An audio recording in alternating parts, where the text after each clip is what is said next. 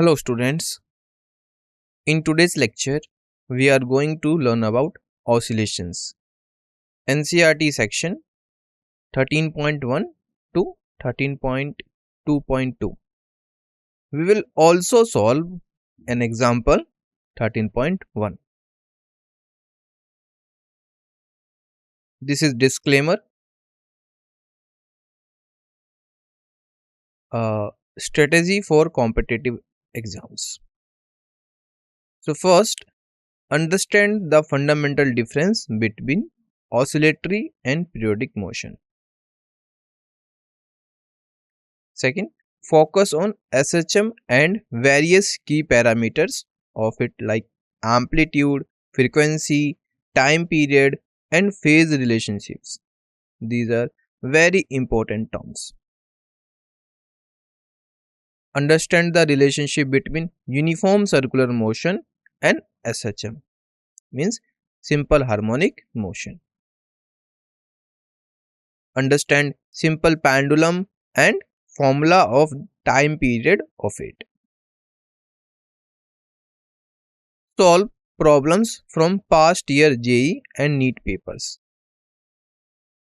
And for recommended books, please visit our website forum.porter.ai for comprehensive book recommendations and expert guidance. Alright. Learning objective. After this lecture, you will be able to develop concept of periodic and oscillatory motion. Understand simplest case of oscillatory motion like SHM and key parameters of periodic motion, frequency and time period, general definition of displacement. In today's lecture, we will cover first 13.1 introduction. Then we will solve an example 13.1 and 13.2 periodic and oscillatory motions. Then 13.2.1 period and frequency. And last 13.2.2 displacement. Alright, so these are the topics of the today's lecture which we will cover one by one. 13.1 introduction. Now let's understand the difference between repetitive and non-repetitive motion. So in our daily life, we come across various kinds of motions. For example, rectilinear motion is when something moves in a straight line, like a car driving down a straight road. Yes or no? Projectile motion is when an object moves under gravity, like a ball thrown in the air near the earth's surface. So these are the examples of various kinds of motion. So both of these motions are non-repetitive because their positions of motion are not getting repeated. The path is not repeated over and over. That's why we call these motions non-repetitive. Now let's consider motions that do repeat in themselves, like uniform circular motion and the orbital motion of planets. Alright. So in uniform circular motion, an object moves in a circle at a constant speed, like a clock's second hand. Planets orbiting the sun also follow a repeating path. Yes or no? So look at these figure, uniform circular motion and planetary motion. So these are helps us to visualize the repetitive motion. These are the examples of repetitive motion. The object comes back to the same position after a certain period of time. Alright, this repetition is what makes this motion different from the earlier examples. In these cases, the motion is repeated after a certain interval of time, that is, it is periodic. Alright, periodic motion. Periodic means the motion repeats itself at regular intervals.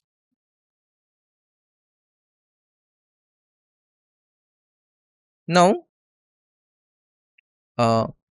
think back to your childhood. Most of us have enjoyed swinging on a swing, or at least watched the pendulum in a wall clock move. Yes or no? So, focus on what makes these motions special. Both the swing and the pendulum show repetitive motion, meaning the movement happens again and again in a regular way. However, this is a different from the periodic motion. Alright, we see in planetary orbits which follow a different path and pattern. So, in these examples, the object moves back and forth around a central point. So, if we talk about the child on a swing, so the central point is B point. Yes or no? And if we talk about the pendulum of a wall clock, so this one is the central point, this one. So the object moves back and forth around a central point, which we call the mean position.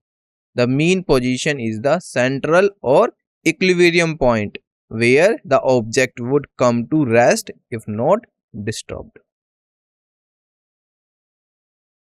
This type of motion, where an object moves periodically and swings to and fro about a mean position, is called oscillatory motion. Oscillatory motion is always periodic, but it specifically involves this back and forth movement. All oscillatory motions are periodic, but not all periodic motions are oscillatory. For example, circular motion is a periodic motion, but it is not an oscillatory motion. Alright, so this is the repetitive and non-repetitive motion. Now let's understand different types of oscillatory motion that we see in our daily lives. So now let's highlight that oscillatory motion is a fundamental concept in physics. This type of motion forms the basis for understanding many physical systems, from simple playground swings to complex electronic circuits. Oscillations are not just a physics concept, alright? They are essential for explaining both natural events and modern technology. For example, the way our heart beats or how a clock keeps time both involve oscillatory motion. So let's look at some specific examples. When you play a drum, the membrane vibrates back and forth around its resting or mean position. Similarly, the speaker moves to and fro to produce sound. This repetitive motion about the mean position is a classic example of oscillatory motion in action. Another important example is the vibration of air molecules, which is what allows sound to travel. When something vibrates, it causes nearby air molecules to move back and forth, passing energy along and creating sound waves. Without this oscillatory motion of molecules, we would not be able to hear anything. So as shown in the figure, these air molecules don't travel from the source to your ear. Instead, they vibrate about their mean positions, transferring energy through the medium. The voltage in AC circuits oscillates, meaning it regularly switches from positive to negative values around a central 0 point.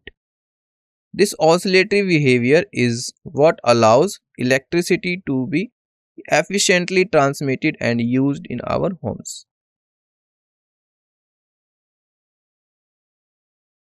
Now we will understand periodic and oscillatory motion. So, uh, a large number of natural and man-made phenomena depend on oscillatory motion. For example, the motion of a child on a swing, the uh, ticking a clock, or even the vibrations in your cell phone are involved oscillations. So, because oscillatory motion is so common and important, it's essential for us to study and understand it in detail. By learning about oscillations, we can better explain and predict how many systems behave both in nature and in technology. So, to describe the oscillatory motion clearly, we need to understand some key terms like period, frequency, displacement, amplitude, and phase. Alright. So, the period is the time taken for one complete cycle, whereas frequency is the number of cycles per second, and displacement tells us how far the object is from its rest position at any moment, usually in meters. And amplitude is the maximum displacement from the rest position, whereas phase describes the position within the cycle. Alright. So now we will focus on focusing on period, frequency, and displacement. So let's try to understand what we mean by periodic and oscillatory motion. Periodic motion is any motion that repeats itself after a fixed time period, while oscillatory motion is a specific type of periodic motion where something moves back and forth around a central point. So imagine an insect climbing up a ramp or slope and then falling back down. This is a good real life example to help us visualize periodic motion. The insect's movement up and down the ramp can help us to see how positions can repeat over time. So it comes back to the initial point and repeats the process identically. If we plot a graph of the insect's height above the ground versus time, it would look like the curve shown in figure 13.1. Alright, so the graph shows a repeating patterns, which is a hallmark of periodic motion. So we can see that the positions of the insect are repeating after a specific time interval. This intervals is called the period of the motion. So look at figure 13.1. Here the motion climb up and climb upward and then down, then up and then down, then up and down. All right, and this is happening in repeated motion, repeated way. And the time period is capital T. In figure 13.a, the symbol T represents the time period of this repeated motion. For example, if T is 2 seconds, it means the insect completes one full up and down cycle every 2 seconds. This means that the insect motion is periodic because it repeats itself after every time period t. Alright, I hope this is clear. Now, let's consider a child climbing up a step, coming down and repeating this process in exactly the same way each time. This is a great real life example of a repetitive action. If we took at the child's height above the ground as they move, it would create a pattern like the one shown in figure 13.1b, example of periodic motion. The graph shows how the uh, height changes over time, and you can see that the patterns repeats. Look at here, the patterns repeats after a specific time period. The letter capital T on the graph stands for the period, which is the time it takes to complete one full cycle of motion.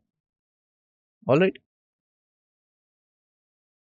So observe the position versus time graph carefully. Look at here. This is the position and this is time. You will see that the child's position at a certain time is exactly the same it was before after a specific interval. The position, like climbing up, then constant, then down, then climbing up, constant, then down. Alright.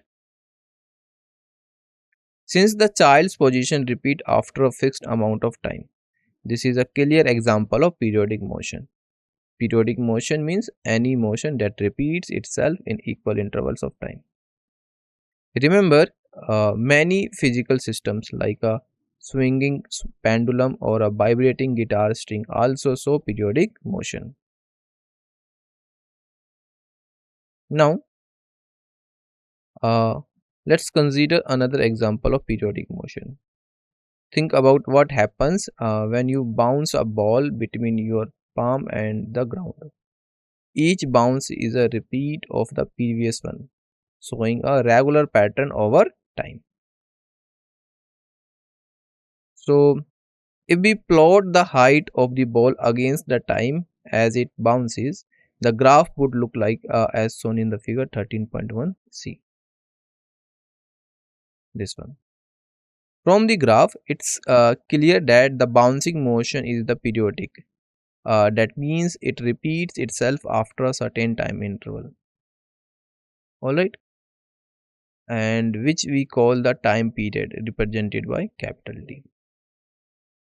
In this context, capital T is the time it takes for the ball to complete one full cycle from the one bounce to the next at the same height.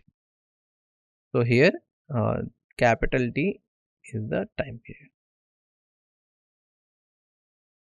So the bouncing ball is a simple but effective example of periodic motion.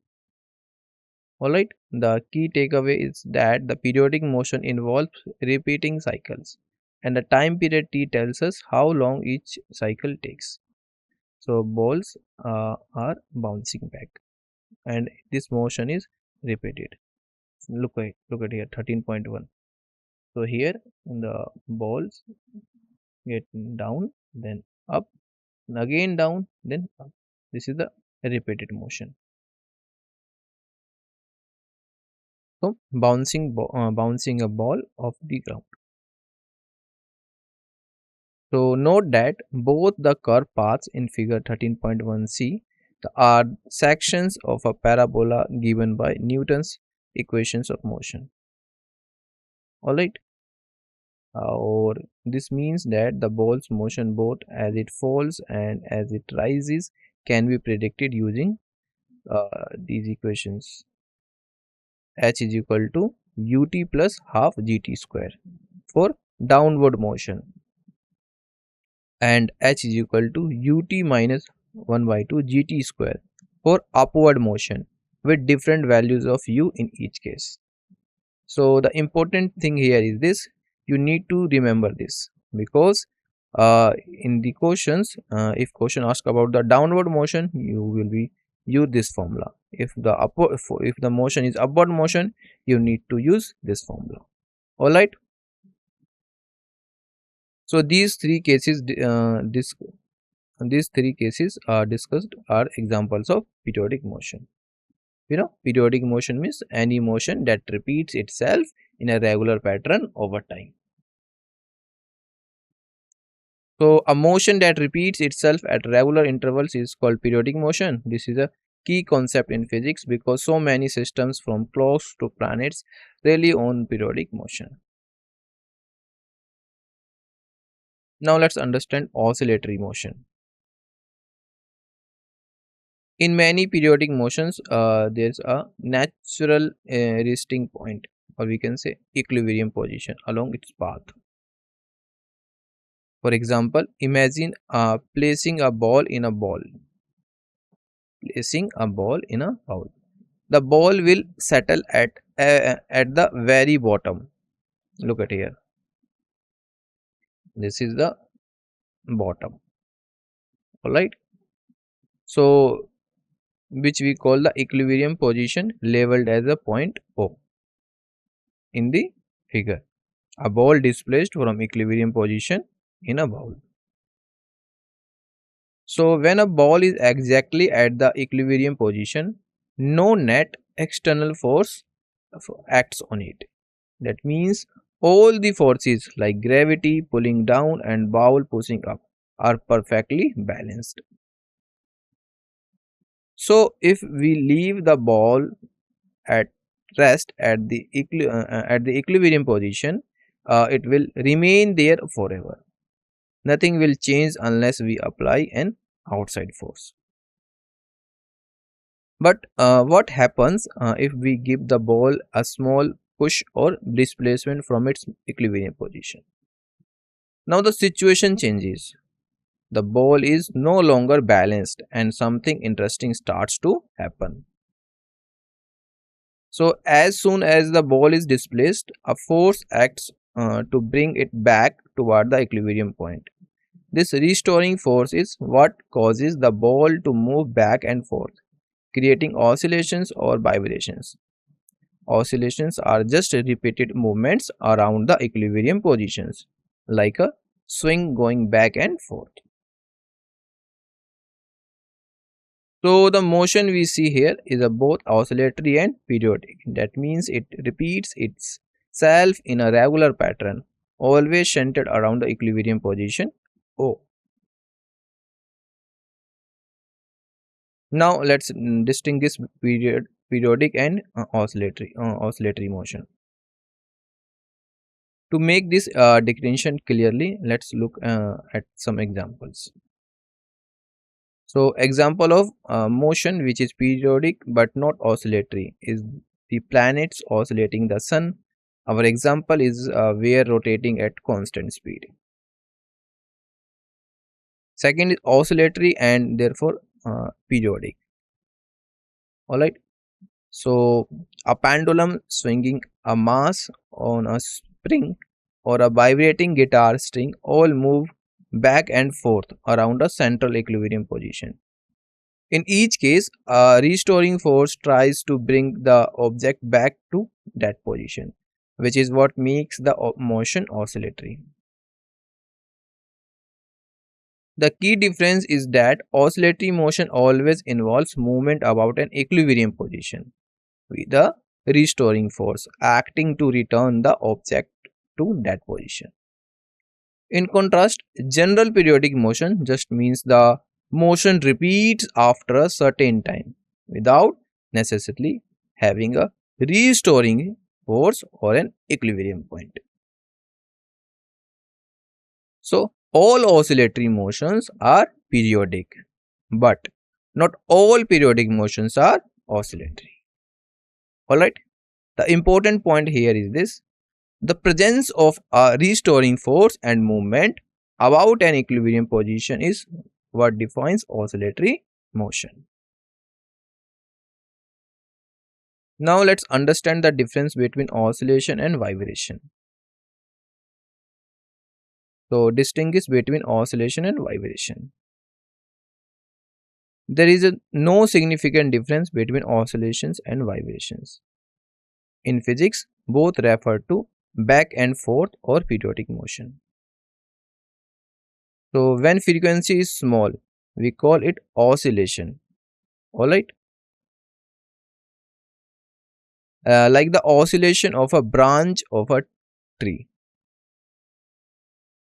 When the frequency is high, we call it vibration. So if something is moving back and forth very quickly, we use the word vibration instead of oscillation. Alright, I think the difference is clear. So frequency is still measured in hertz, but now the number is much higher. For example, the string of a musical instrument like a guitar vibrations rapidly when plugged. This is a high frequency motion, so we call it a vibration. Alright. Now let's discuss simple harmonic motion, in short SHM. Simple harmonic motion is the simplest type of oscillatory motion. This means it's a repeating back and forth movement like a swing or a mass on a spring. We will see what makes SHM special compared to other types of motion. So in SHM, the restoring force, the force that tries to bring the object back to its original position, is directly proportional to how far the object is from its mean or equilibrium position. Alright, the mean position is just the central point where the object would naturally come to rest if left alone. At every point during the oscillation, the restoring force always points back toward the mean position. So if you pull a mass to the right, the force pulls it left and vice versa. This is why the motion keeps repeating. It's always being pulled back to the center. If x is the displacement from the mean position, then the restoring force Fr will be such that Fr is directly proportional to minus x. Alright, and the negative sign, listen carefully, the negative sign shows that the force always acts in the opposite direction to the displacement. So we can write this proportionality as on equation Fr is equal to minus kx. Alright. So here k is constant that depends on the system, like the stiffness of a spring. Alright. So in real life, oscillating objects don't keep moving forever. They eventually stops because of damping, which is caused by friction and other forces that remove energy from the system. For example, a swinging pendulum will slow down and stop unless you keep pushing it. However, if we keep applying an external periodic force like pushing a swing at a regular intervals, the object can keep oscillating. This is called forced oscillation. Alright. Let's now understand two important concepts in oscillations. First, period, and second, frequency. So first, let's talk about the period. The period is the smallest interval of time after which the motion repeats itself. In other words, it's how long it takes for one complete cycle of the oscillation. So we use the symbol T to represent the period, and its SI unit is second. Now let's introduce frequency. Frequency tells us How many complete oscillations happens in 1 unit of time? Usually in 1 second. It's the reciprocal of the period, which means if you know the period, you can easily find the frequency by taking 1 divided by t. So in simple terms, we can say reciprocal of time period.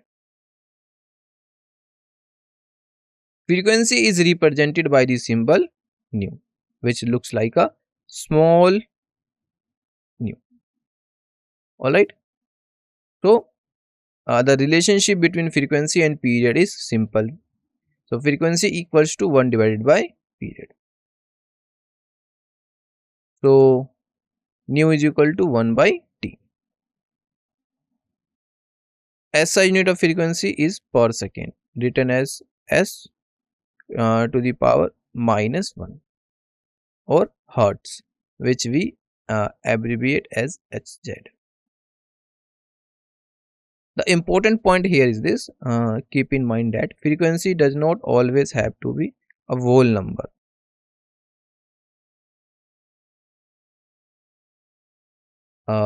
Example 13.1.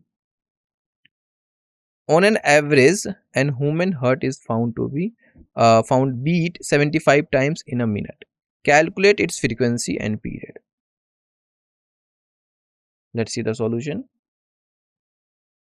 First, let's note what's given. The heart beats 75 times in 1 minute. 1 minute is equal to 60 seconds. Alright. So number of beats per second will be nu equal to 75 divided by 60. So solving this, you will be get 1.25 per second. Alright. So in terms of hertz, it will be 1.25 hertz. Relation between time period t and frequency is given by the relation, that is t equal to 1 by nu. This is very important equation. Alright. Now t equal to 1 by nu.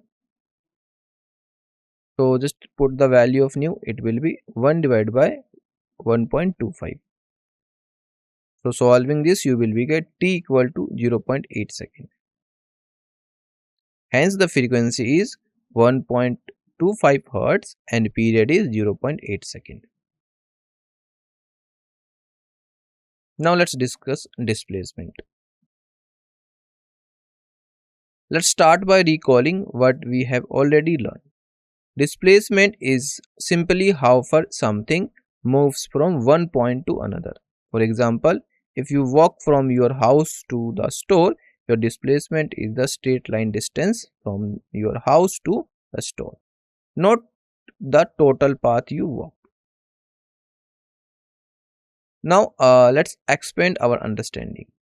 So in physics, we often use the word displacement in a broader sense. It does not always have to mean just moving from one place to another. Sometimes displacement can refer to change in other physical quantities, not just position. For example, displacement can mean any change in a physical quality over time. So let's look at some specific examples. Displacement could be a change in temperature, just like we just discussed, or it could be a change in height, such as when an elevator moves up or down. It could also be a change in speed. In each case, displacement tells us how much something has changed from its starting value. So it's important to remember that the choice of origin or starting point is up to us, and it depends on what makes the problem easiest to solve. For example, if we are measuring the height of a bouncing ball, we might choose the ground as our origin.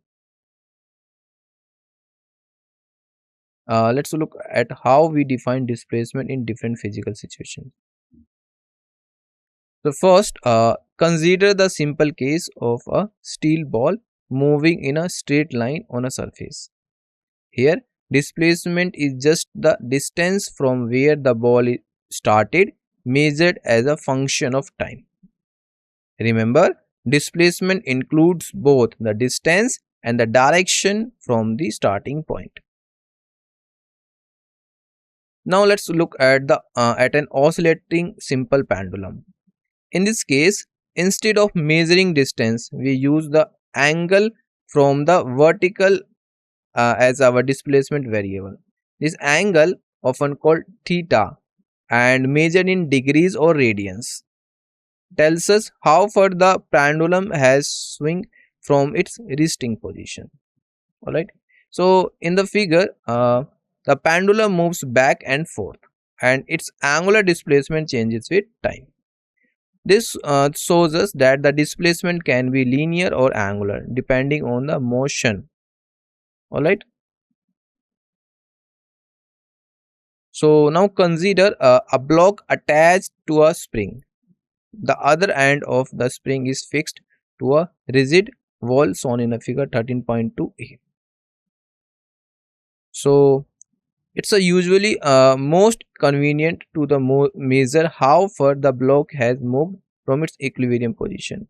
The equilibrium position is simply the point where the block would naturally come to rest if we didn't disturb it. Here, the equilibrium position means the spot where the block is at rest and the spring is neither stressed or nor compressed. If you pull or push the block and then let go, it will always try to return to this position. This is because the forces on the block are balanced only at equilibrium. So in figure 13.2a, variable x represents the displacement. If x is the positive, the block is to one side of equilibrium. If x is the negative, it's one of the on the other side. So there can be many other kinds of displacement variables like voltage. So voltage across a capacitor in an AC circuit is also a displacement variable. Here the voltage changes with time, just like a position does in a mechanical oscillator. So in electrical system, voltage can play the same role as the position does in a mechanical systems. Next, let's consider sound waves. In this case, the displacement variable is the pressure variations at a point changing with time as the sound waves passes. So instead of position or voltage, we are looking at how pressure goes up and down in a repeating pattern. So now think about light waves. Here the displacement variables are the electric and magnetic fields, which will change with time and position as the wave travels. These fields oscillate just like position or pressure in other examples. So remember that a displacement variable can take both positive and negative values. For example, a pendulum can swing to the left or right of its central position, and voltage or pressure can move above or below a reference level. Alright. So displacement can be represented by a mathematical function of time. So in case of periodic motion, this function is periodic in time. So one of the simplest periodic function is given by f of t is equal to a cos omega t.